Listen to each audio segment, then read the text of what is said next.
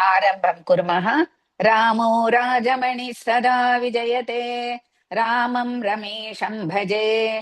रामेणाभिहता निशाचरचमूः, रामाय तस्मै नमः। रामान्नास्ति परायणं परतरं, रामस्य दासोऽस्म्यहम्। रामे चित्तलयः सदा भवतु मे, भो राम मामुद्धर। प्रपन्नपारिजाताय स्तोत्रवेत्रैकपाणये, ज्ञानमुद्राय कृष्णाय गीतामृतदुहे नमः। वसुदेवसुतं देवं कंसचाणूरमर्दनं, देवकी परमानन्दं कृष्णौ वन्दे जगद्गुरुं। नमः सर्वेभ्यः. Welcome to one and all for today's chanting session. Let's do the 18th shloka. Two devotees will chant.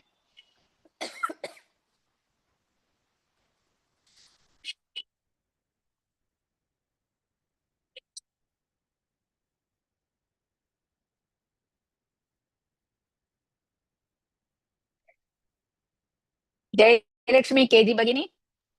Jayalakshmi KG नमस्ते Bhagini. नमस्ते ऊर्ध्वं फुल श्लोक गच्छन् ऊर्ध्वं गच्छन्ति सत्त्वस्थाः, मध्ये तिष्ठन्ति राजसाः।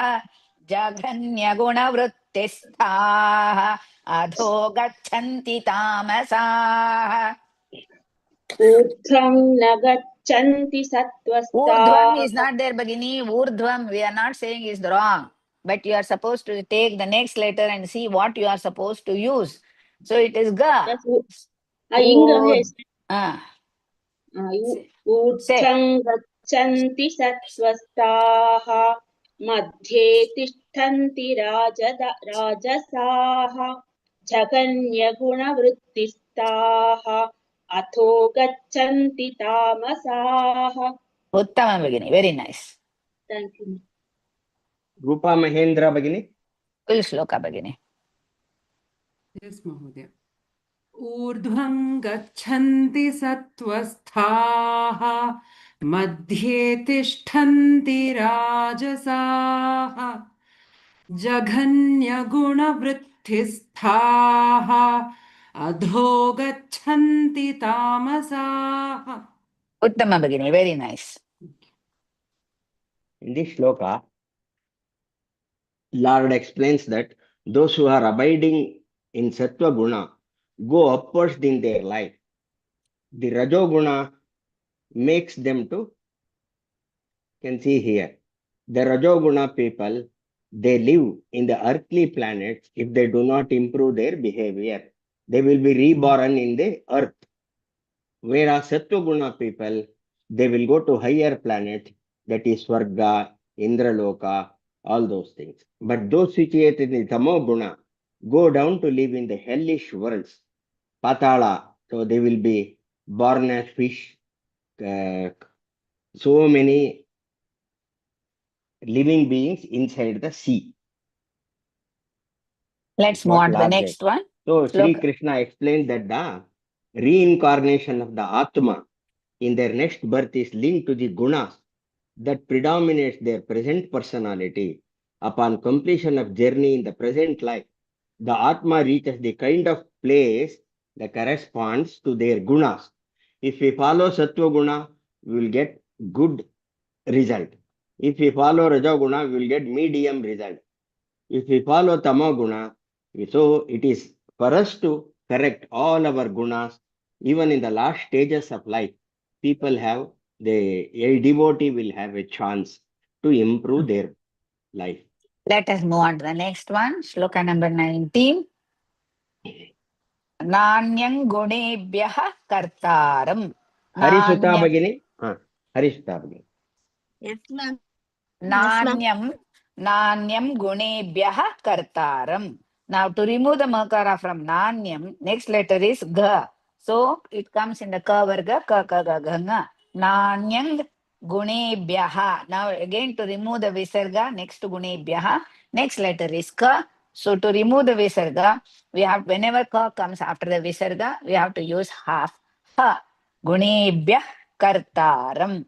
Nanyang gunebhyah kartaram. Na dirgha, na, another na is half. Yam Hrisva. Gunebhyaha is there. Gunebhyah you have to do it. Go Hrisva. Ne Dirgha. Bha, that is second bha, half. Ya Hrisva. But totally bhya is Samyuktakshara and Mahaprana. Kartaram. Ka Hrisva. Ra half. Ta Dirgha. Ram. It is Hrisva, but in the end we have to pronounce the Makara only. Yada drashtanupashyati. Yada drashtanupashyati. Not dru. Yada dra. So ya Hrisva da Dirgha dra. That is the and ra combination. Dra, Hrisva and Samyuktakshara sha. Shanmukha sha. Half ta Dirgha. But shta is a Samyuktakshara together. Nu Hrisva. Pashyati pa Hrisva. Sha Shankara sha. Half ya Hrisva. Ti Hrisva. Coming to the second line, third pada. Gunebhyascha param veti. Gunebhyascha param veti. Now to remove the makara from param, next letter is va. So we already, everybody knows that ya, va, la, na comes. We have to use the same one. So gunebhyascha param veti. Gu, hrisva, ne, dirgha, bha, again second bha, half, ya, hrisva. But bhya is Mahaprana and conjoined, the Samyuktakshara, scha, again. Shankara Sha followed by Cha. Shankara Sha half and Cha. So it is Cha and Samyuktakshara, Hrisva and Parau. That is both the Aksharas are Hrisva. Veti, Ve Dirgha, Thi. That is 2/3 are one below the other. Slightly stress it. Hrisva. Coming to the last one. Madbhavam Sodhigachati. Madbhavam Sodhigachati. Ma Hrisva, the half. Bha Dirgha Mahaprana. Totally Madbha.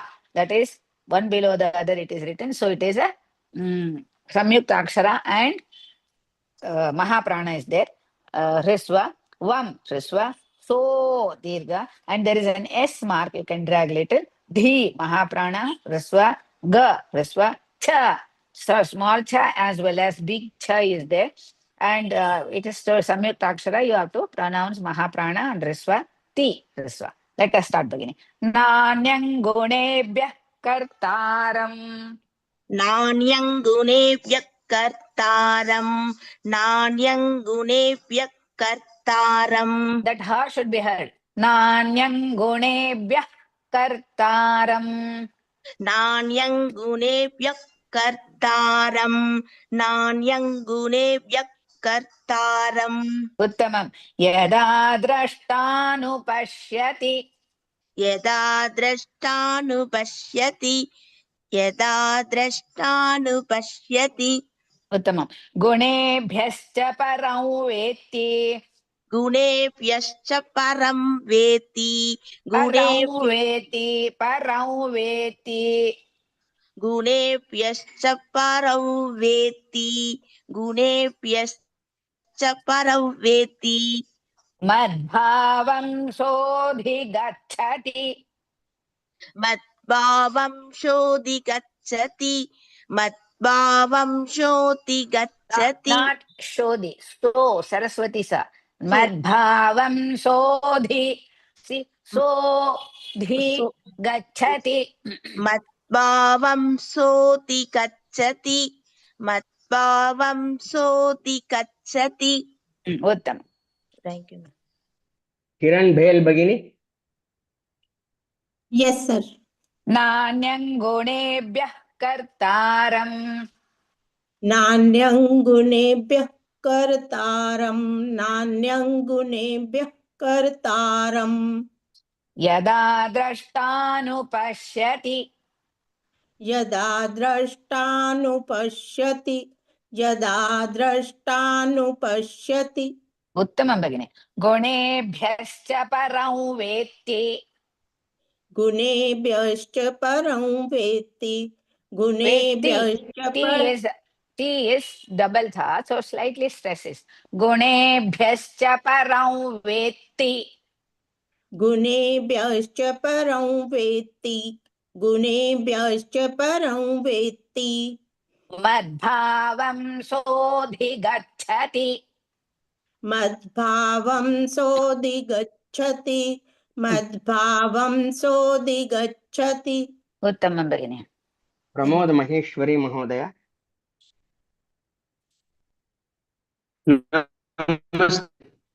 नान्यं गुणेभ्यः Namaste. कर्तारं यदा द्रष्टानुपश्यति नान्यं गुणेभ्यः कर्तारं यदा द्रष्टानुपश्यति.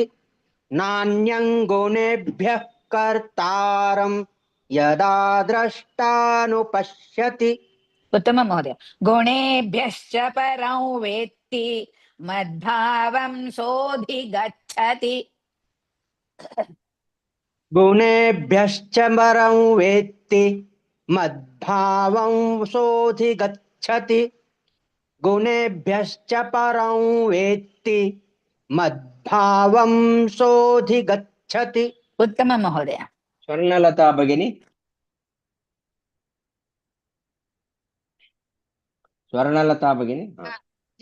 नान्यं गुणेभ्यः कर्तारं यदा द्रष्टानुपश्यति नान्यं गुणेभ्यः कर्तारं यदा द्रष्टानुपश्यति नान्यं गुणेभ्यः कर्तारं यदा द्रष्टानुपश्यति उत्तमं भगिनि गुणेभ्यश्च परं वेत्ति मद्भावं सोऽधिगच्छति गुणेभ्यश्च परं वेत्ति मद्भावं सोऽधिगच्छति गुणेभ्यश्च परं वेत्ति मद्भावं सोऽधिगच्छति उत्तमं भगिनि सरस्वती रामकृष्णन् भगिनी.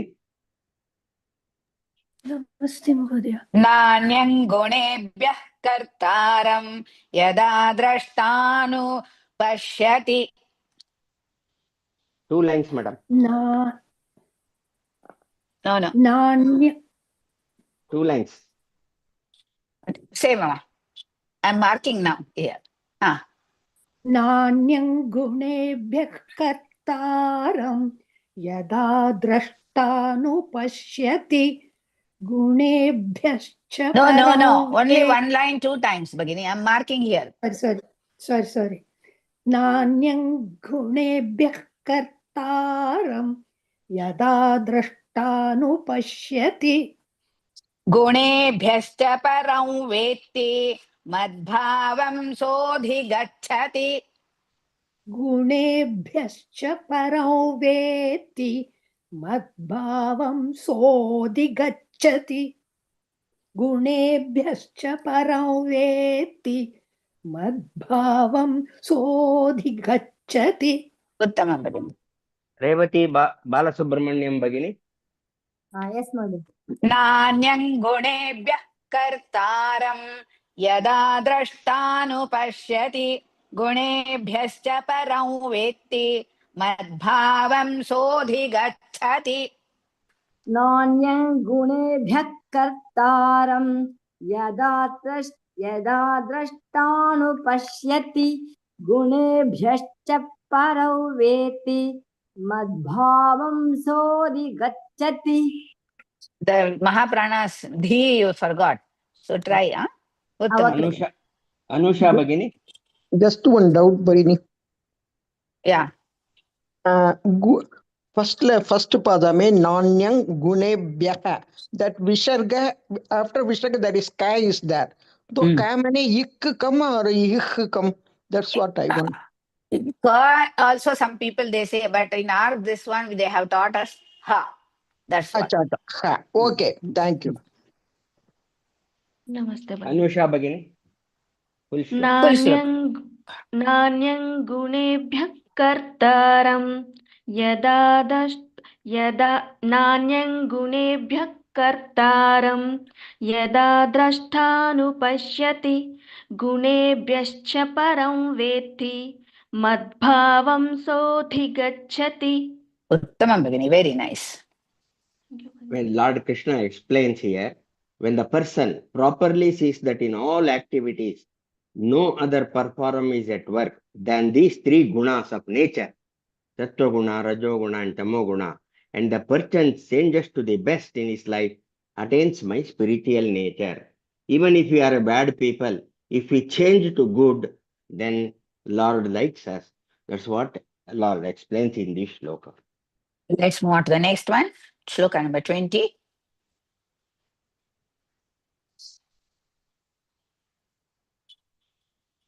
One second. Sarala Bhagini. Yes, Mahodaya. And now all of you mark here. Guna, comma, netana, comma, tityatrin, all together. Tityatrin. So guna, netana, tityatrin. First pada. Gu, hrusva, na, dirga, ne, dirga, ta, dirga. Again, na, hrusva, ti, dirga, tya, ta, half, ya, hrusva. But tya totally samyuktakshara. Treen, again, ta and ra combination, samyuktakshara, dirga, tri, na is half. Guna, netana, tityatrin. Coming to the second pada, dehi, deha, samudbhavan. Dehi, both the aksharas are dirga. Deha, de, dirga, ha, hrusva, samudbhavan. Sa, hrusva, mu, hrusva. Dha is half, bha, mahaprana, but dva, totally it is mahaprana, samyuktakshara, va, dirga, na, half. So, dehi, deha, samudbhavan, samudbhavan. Coming to the second line, third pada, janma, mrityu, jara, dukkaihi. Add 2 dots after dukkhai. Janma, mrityu, jara, dukkaihi. Ja, hrusva, na, half, ma, hrusva, janma, ma, that is samyuktakshara. Mr, again samyuktakshara, ma and ru, and hrusva, tyu, ta, half, yu, hrusva, and it is tyu is again samyuktakshara. Jara, ja, hrusva, ra, dirga, dukkaihi. Du, hrusva, in between du and ka, visarga is there. So whenever ka, small or big ka comes, we use half ha, you have to use, and kai, mahaprana, and then dirga. So you have to pronounce dukkaihi like that. Janma, mrityu, jara, janma, mrityu, jara, dukkaihi. Next, vimukto, vimukto, vimukto, mrita mashnute. Vi, hrusva, mu, hrusva, ko, haka, half, to, dirga. But to, vimukto, samyuktakshara, and then there is an S mark. You can drag little. Mritam ashnute. Br, again, ma and ru combination. And hrisva, samyuktakshara, ta, hrisva, ma, hrisva, shnute, sha, half, shankara, sha, half, nu, hrisva. So, shnu together is a samyuktakshara, te, dirga. Let us start by Guna, netana, tityatrin. गुणानेतानतीत्यत्रीन् गुणानेतानतीत्यत्रीन् Dehi, deha, samudbhavan. देहि देहसमुद्भवान् देहि देहसमुद्भवान् Uttama Bhagini. Janma, mrityu, jara, dukkaihi. जन्म मृत्युजरा दुःखैः जन्म मृत्युजरा दुःखैः Vimukto, mritamashnute. विमुक्तो मृतमश्नुते विमुक्तो मृतमश्नुते Uttama Bhagini. धन्यवाद भगिनी Sorry. Shanta Bhagini. Shanta Bhagini. Hari Om.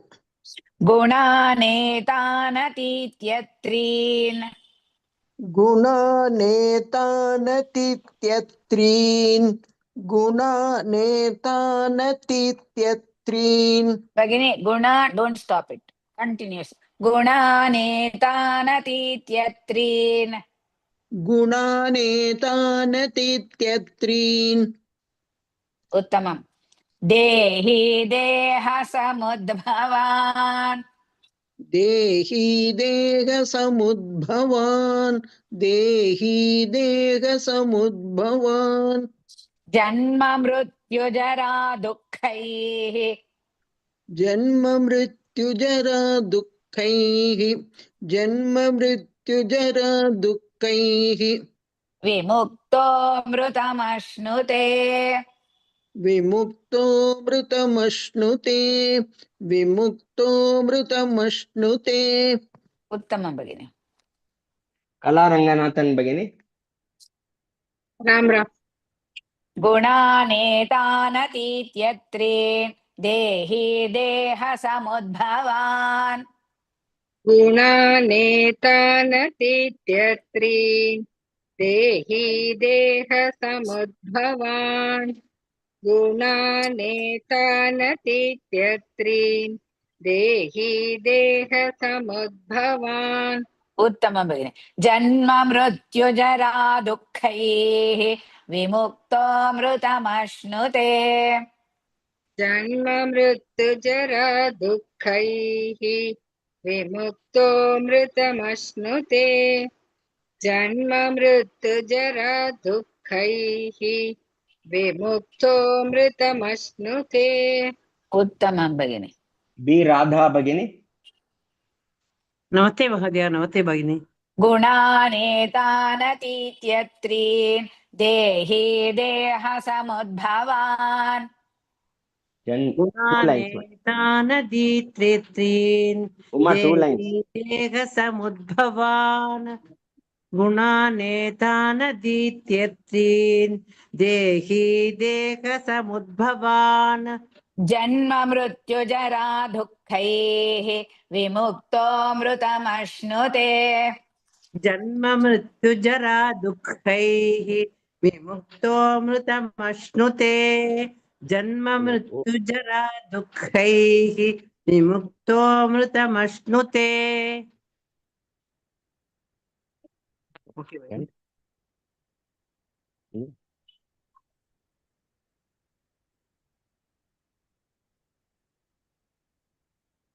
Okay भगिनी one second appa okay once more no wait please okay ಒಳ್ಳೆ ಕಥೆ ಆಯ್ತಲ್ಲ 1 minute there is some little problem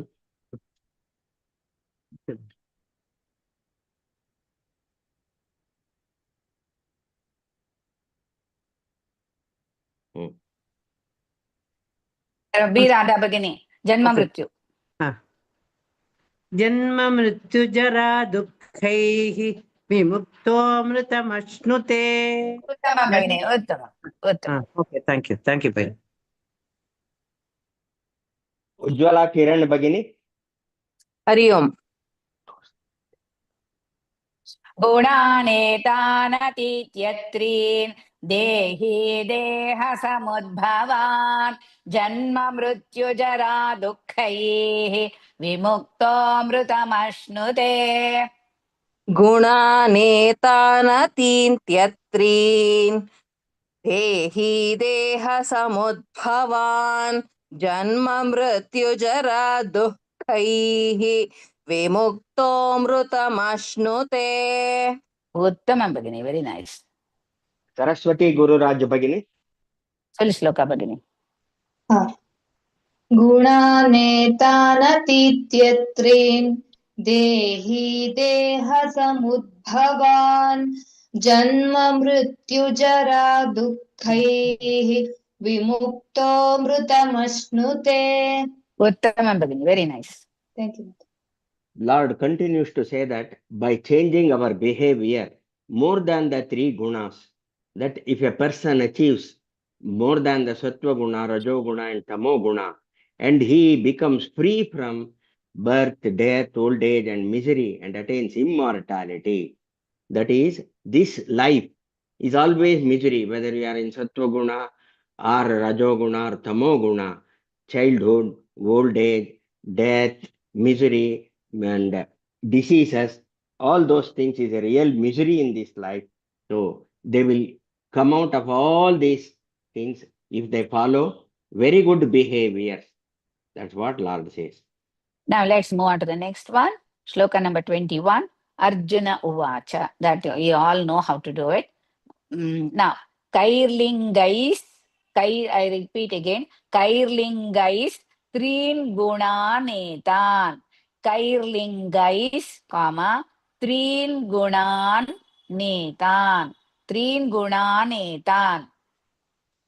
Mahodaya, highlight this one. Kairlingais, Kai.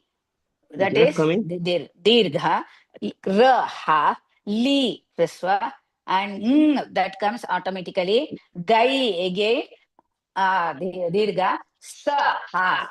Kairlingais, three, Dirgha, ta and ra combination.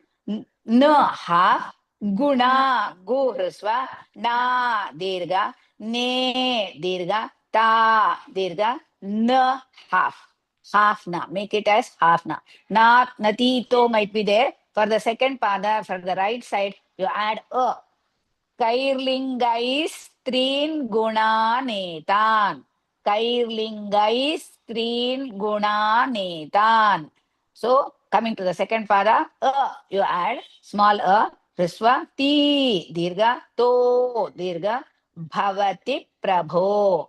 Atito bhavati prabho. Bhavati, bha mahaprana, riswa, va riswa, ti riswa, prabho.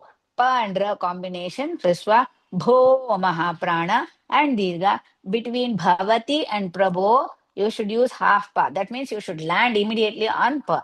That is bhavati prabho. Atito bhavati prabho. Don't split bhavati prabho like that. Atito bhavati prabho. Coming to the second line, third pada. Kimacharaha katham chaitan. Make it as Kimacharaha katham chaitan. Half na.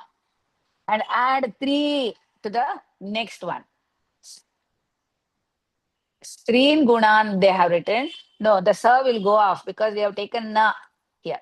So, Kimachara katham chaitan. Ki hrisva, ma dirga, cha dirga, ra hrisva. Now to remove the visarga next to Kimachara, next letter is ka. So add half ha. Kimachara katham. Ka hrisva, tham mahaprana and makara only and dirga hrisva.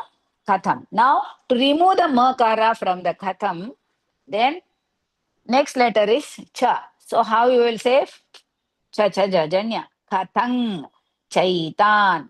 Kimachara kathang chaitan. Kathang, not katham. So chai again dirga, ta dirga, na half. Again I explain. Kimachara kathang chaitan. Kathang chaitan. Coming to the next fourth pada. Trin gunana.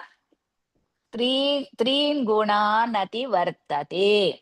Three is dirga, ta and ra combination, and na half. Guna, gu hrisva, na dirga, nati vartate. Na hrisva, ti hrisva, vartate. Va hrisva, ra half, ta hrisva, te dirga. Again I'll explain. Kairlingais trin gunanetan.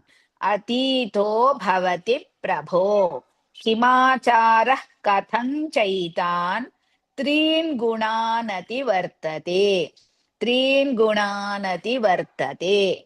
The na will come there only. Trin gunan ati vartate. Trin gunan ati vartate. It comes automatically. Let us start begin. Ananta Lakshmi Bagini.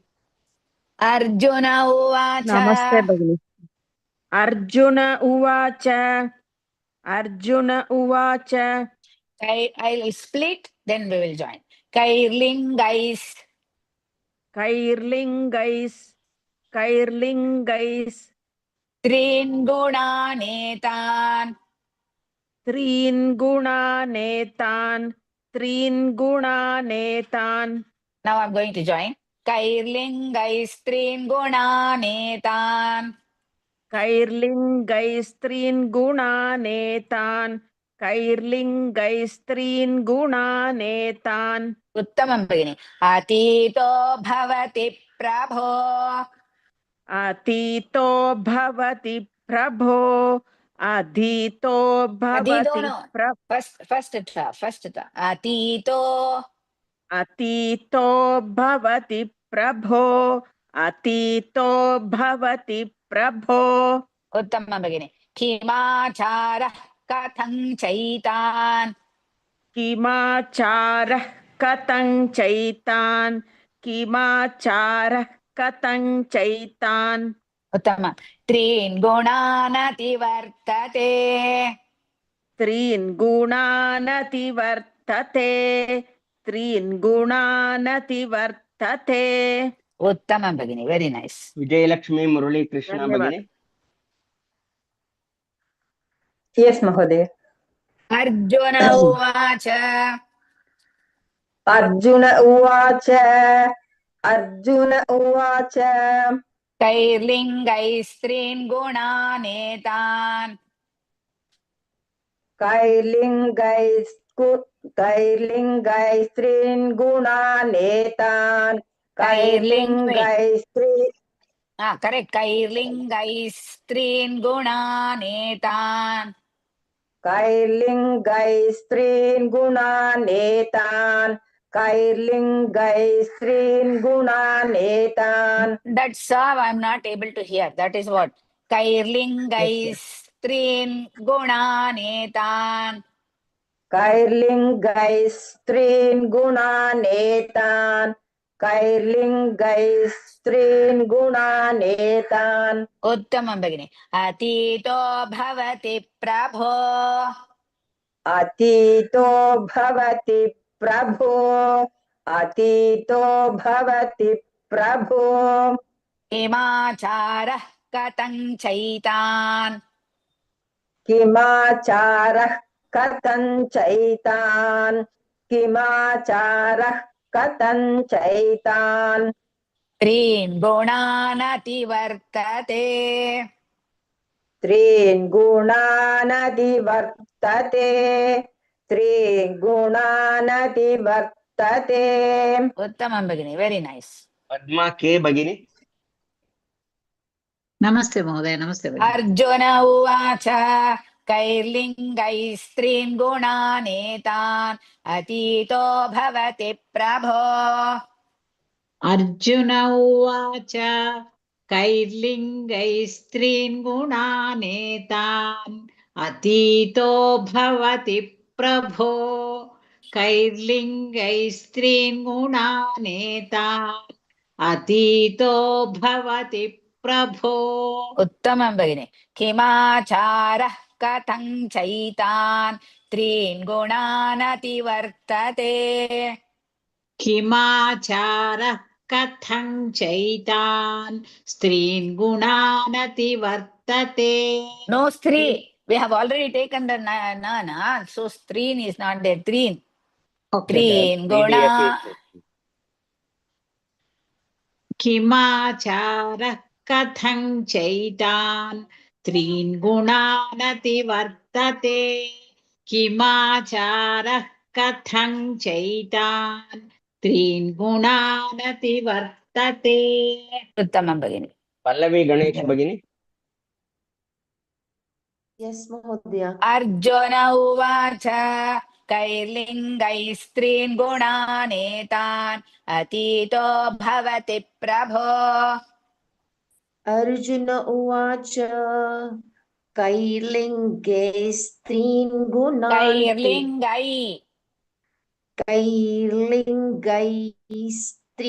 गुणानेतान् अतीतो भवति प्रभो.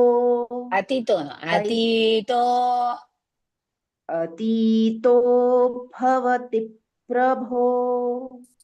अर्जुन उवाच कैर्लिङ्गैस्त्रीन् गुणानेतान् अतीतो भवति प्रभो.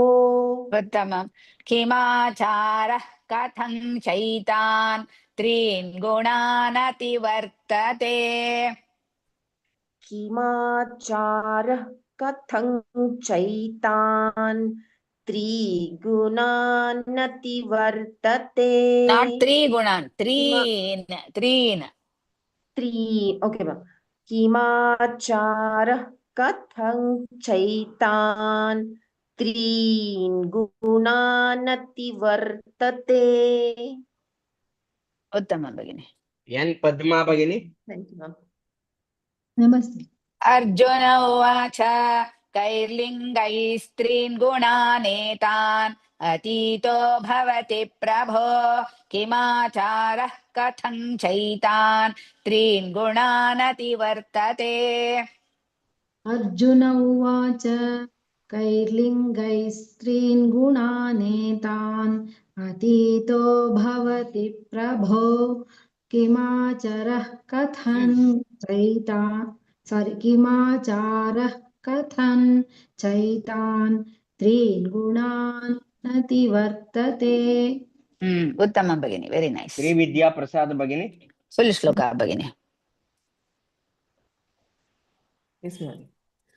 अर्जुन उवाच कैर्लिङ्गैः स्त्रीन् गुणानेतान् अतीतो भवति प्रभो किमाचारः कथं चेतान् त्रीन् गुणानतिवर्तते.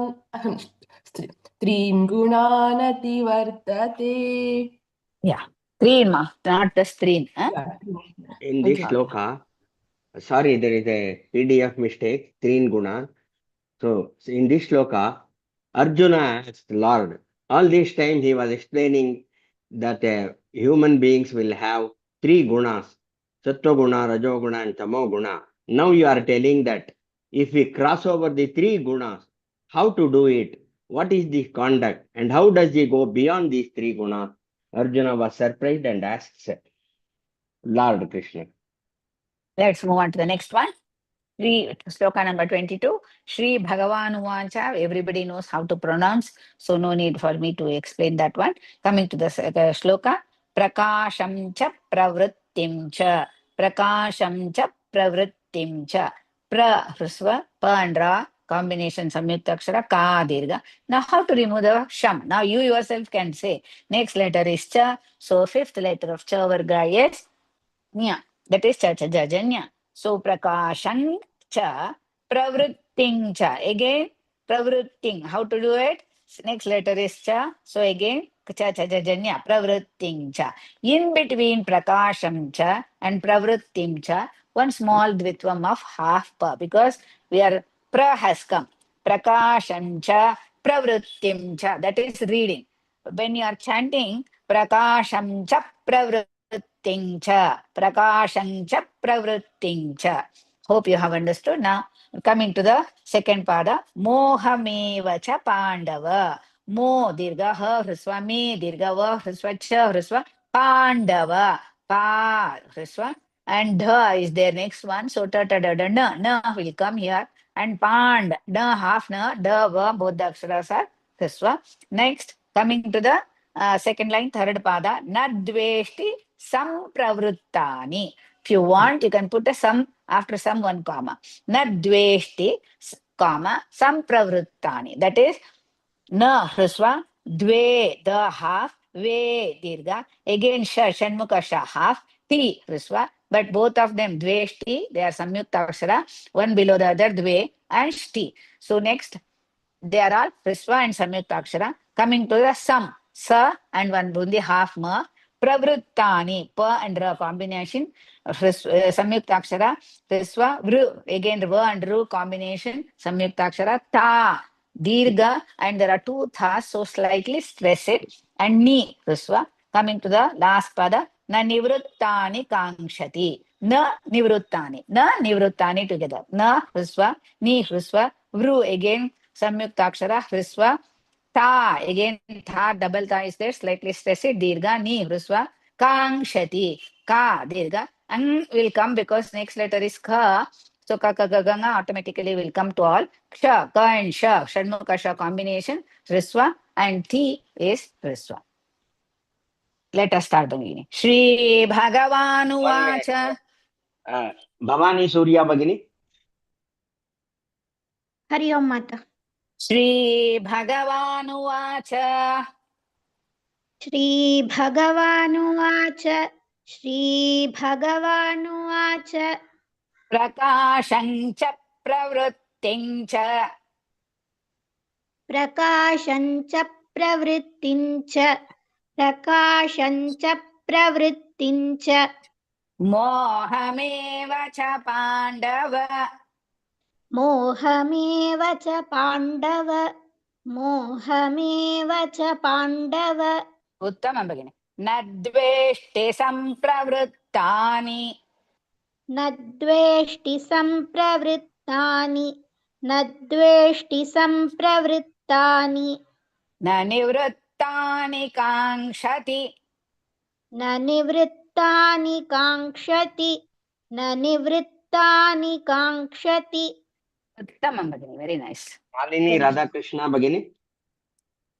नमस्ते भगिनि श्रीभगवानुवाच श्रीभगवानुवाच श्रीभगवानुवाच प्रकाशं च प्रवृत्तिं च प्रकाशं च प्रवृत्तिं च प्रकाशं च प्रवृत्तिं च मोहमेव च पाण्डव मोहमेव च पाण्डव मोहमेव च don't drag पाण्डव भगिनि Pandava, don't say Mohameva cha Pandava, because when you are doing continuously, your Pandava goes still more. Mohameva cha Pandava. मोहमेव च पाण्डव मोहमेव च पाण्डव न द्वेष्टि सम्प्रवृत्तानि न द्वेष्टि सम्प्रवृत्तानि न द्वेष्टि सम्प्रवृत्तानि न निवृत्तानि काङ्क्षति न निवृत्तानि काङ्क्षति न निवृत्तानि काङ्क्षति उत्तमं भगिनि Sharada Pachella Bhagini. यस् सर श्रीभगवानुवाच प्रकाशं च प्रवृत्तिं च मोहमेव च पाण्डव श्रीभगवानुवाच प्रकाशं च प्रवृत्तिं च मोहमेव च पाण्डव श्रीभगवानुवाच प्रकाशं च प्रवृत्तिं च मोहमेव च पाण्डव उत्तमं भगिनि न द्वेष्टि सम्प्रवृत्तानि न निवृत्तानि काङ्क्षति न द्वेष्टि सम्प्रवृत्तानि न निवृत्तानि काङ्क्षति न द्वेष्टि सम्प्रवृत्तानि न वृत्तानि काङ्क्षति न निवृत्तानि काङ्क्षति उत्तमं भगिनि नो प्रॉब्लम Renu Joshi Bhagini. नमस्ते गुरुजी श्रीभगवानुवाच प्रकाशं च प्रवृत्तिं च मोहमेव च पाण्डव श्रीभगवानुवाच प्रकाशं च प्रवृत्तिं च मोहमेव च पाण्डव श्रीभगवानुवाच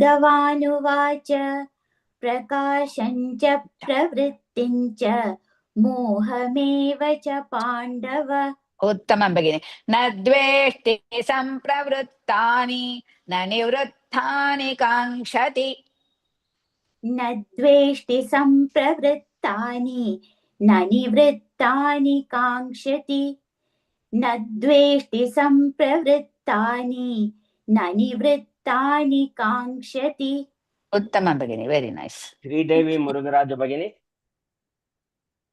नमस्ते महोदय श्रीभगवानुवाच प्रकाशं च प्रवृत्तिं च मोहमेव च पाण्डव न द्वेष्टि सम्प्रवृत्तानि न निवृत्तानि काङ्क्षति श्रीभगवानुवाच प्रकाशं च प्रवृत्तिं च मोहमेव च पाण्डव न द्वेष्टि सम्प्रवृत्तानि न निवृत्तानि काङ्क्षति उत्तमं भगिनि वेरी नाइस् Rupa Kulkarni Bhagini. फुल् श्लोक भगिनि श्रीभगवानुवाच प्रकाशं च प्रवृत्तिं च मोहमेव च पाण्डव न द्वेष्टि सम्प्रवृत्तानि न निवृत्तानि काङ्क्षति. Uttamam Bhagini. Let me recite the In this slokas. shloka, 1 minute. In this shloka, Lord Krishna explains, O Arjuna, he calls him Pandava. Light, activity, and delusion when present, the person neither hates nor longs for them when absent. Such persons can conquer all the three gunas in this life.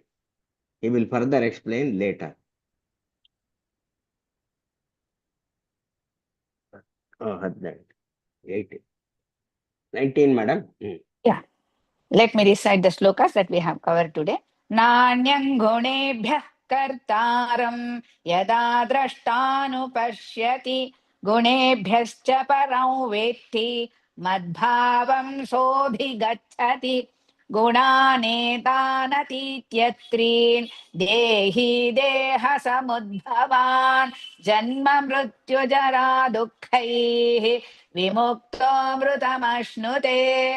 Arjuna उवाच कैर्लिङ्गैस्त्रीन् गुणानेतान् अतीतो भवति प्रभो किमाचारः कथं चैतान् त्रीन् गुणानतिवर्तते.